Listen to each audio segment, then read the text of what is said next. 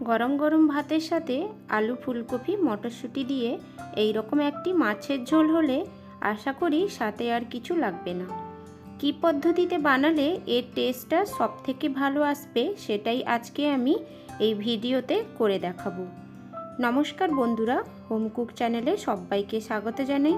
চলে এলাম আবারও একটি রেসিপির সাথে। আলু ফুলকপি মটরশুঁটি দিয়ে মাছের ঝোল আজকে আমি বানাবো।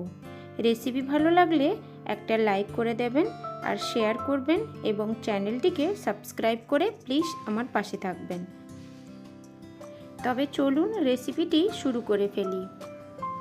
প্রথমে আমি এখানে 4 পিস কাতলা মাছের পিস নিয়েছি। পিসগুলোকে মাঝখান থেকে একটা করে কাট করে দিয়েছি, অনেক বড় বড় পিস ছিল তার জন্য। সামান্য একটু লবণ আর সামান্য একটু হলুদ গুঁড়ো আর সামান্য একটু লঙ্কার গুঁড়ো দিয়ে আমি মাছগুলোকে ভালো করে মাখিয়ে নেব।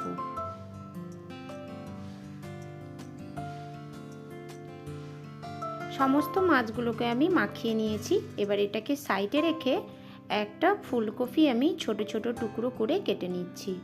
ফুলকপিটা একদম তাজা আমি নিয়েছি। ফুলকপিগুলো থেকে একটা একটা করে কাট করে ফুলকপির কলিগুলো আমি একটা একটা নিয়ে নিচ্ছি। একদম বড় বড় কাটবো না, পুরো মিডিয়াম সাইজেই কাটবো। যেই ফুলগুলো একটা একটা বড় বড় আছে ওটাকে আমি কেটে 2 টুকরো করে নিচ্ছি। সমস্ত ফুলকপিগুলো কেটে নিয়েছি। আর নিয়েছি 2টো মিডিয়াম সাইজের নতুন আলু। ওটাকে আমি ভালো করে ছাড়িয়ে ধুয়ে পরিষ্কার করে রেখেছিলাম। ওটাকেও আমি 4 ফাঁক করে কেটে নিচ্ছি। একটা আলুকে প্রথমে হাফ করেছি, তারপর 2 টুকরো করে কেটে নিয়েছি। এবার একটা বড় সাইজের পাত্রতে কিছুটা পরিমাণ জল নিয়ে আমি কেটে রাখা ফুলকপি আর আলুটাকে তুলে নিচ্ছি এক এক করে। সমস্ত ফুলকপি আর আলুটাকে আমি তুলে নিয়েছি। ফুলকপিগুলো একদম পরিষ্কার ছিল, একটুও কোনো ভেতরে পোকা ছিল না, তার জন্য আমি নর্মাল জলেই ধুয়ে নিচ্ছি। ফুলকপি আলুটাকে ধুয়ে আমি জলটাকে ফেলে দিলাম। আর নিলাম কিছুটা পরিমাণে মটরশুঁটি। আমি এখানে 1.5 কাপের মতো মটরশুঁটি নিয়েছি। এবার একটা মশলা তৈরি করে নেব। তার জন্য একটা মিক্সিং জার নিয়েছি। দিয়ে দিলাম 2টো মিডিয়াম সাইজের পেঁয়াজকে 4 ফাঁক করে কেটে আর 3টে রসুনের কলি। আর নিলাম 2টো কাঁচা পাকা লঙ্কা আর কিছুটা পরিমাণ ধনে পাতা আর কিছুটা পরিমাণ পুদিনা পাতা। পুদিনা পাতা না থাকলে না দিতে পারেন।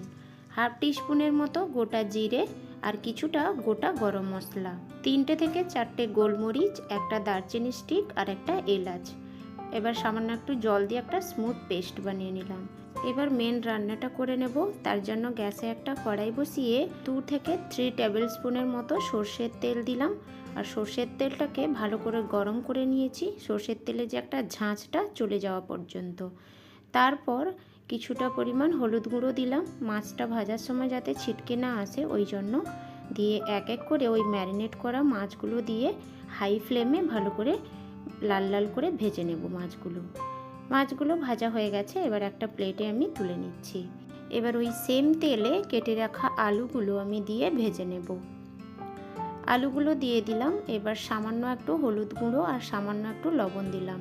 লবণটার পরিমাণটা একটু বেশি দিয়ে দিলাম, কারণ আলুগুলো অনেক বড় বড় পিস করে কেটেছি। আর ওই তেলের সাথে আমি ফুলকপিটাও সঙ্গে ভেজে নেব, ওই জন্য ফুলকপিতে আর এক্সট্রা লবণটা অ্যাড করব না। এবার খানিকটা নেড়ে চেড়ে আলুগুলোকে একটু ভাজা ভাজা ভাব ধরে এলে ফুলকপিটা দিয়ে দেব আর দিয়ে দিব ওই মটরশুঁটিগুলো। এবার সমস্ত উপকরণগুলোকে ভালো করে নেড়ে চেড়ে আমি গোল্ডেন ব্রাউন হওয়া পর্যন্ত ভেজে নেব। সমস্ত ফুলকপি আলুগুলো আমি ভেজে নিয়েছি। এবার একটা প্লেটে তুলে নিচ্ছি। এবার ওই কড়াইতেই আমি বেশ কিছুটা পরিমাণ সর্ষের তেল অ্যাড করে দেব।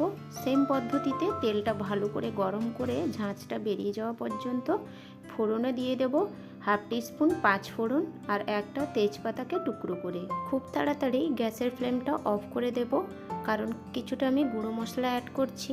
তেলটা এমনিতেই গরম হয়ে আছে, আর গুঁড়ো মশলাটা অ্যাড করলে মশলাগুলো জ্বলে যেতে পারে। এবার গুঁড়ো মশলাগুলো অ্যাড করে দিচ্ছি। 1-3 টিস্পুন হলুদ গুঁড়ো আর হাফ টিস্পুন লঙ্কার গুঁড়ো আর দুটো মিডিয়াম সাইজের টমেটোকে টুকরো করে দিয়ে দিলাম। এবার গ্যাসের ফ্লেমটা অন করে ভালো করে নেড়েচেড়ে আমি একটু ভাজা ভাজা করে নিচ্ছি।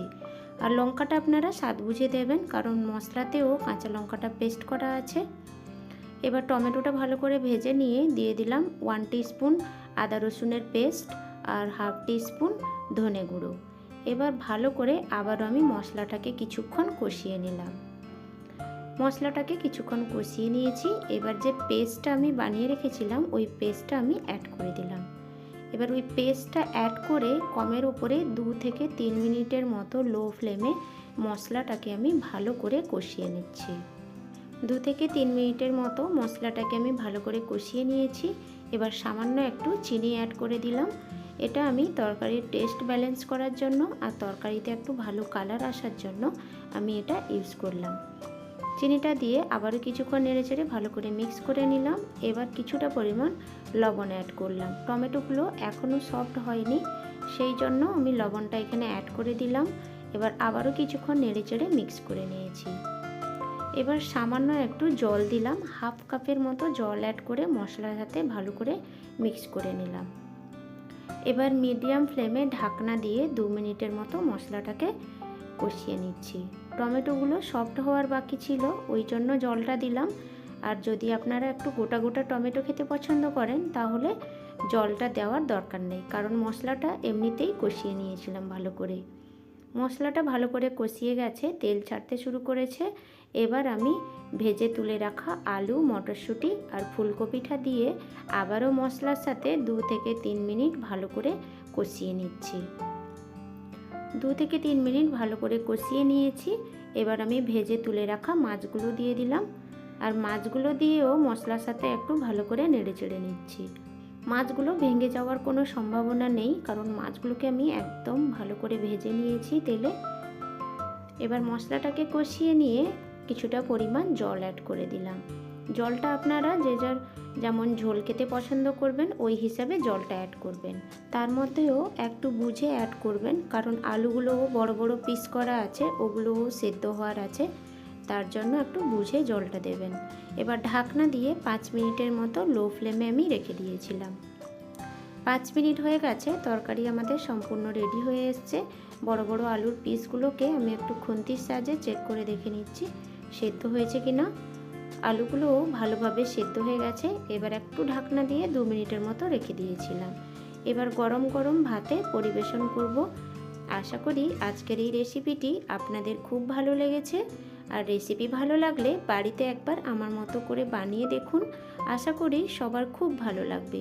এই শীত চলে যাওয়ার আগে পর্যন্ত কিন্তু আপনারা একবার হলেও বাড়িতে বানাবেন।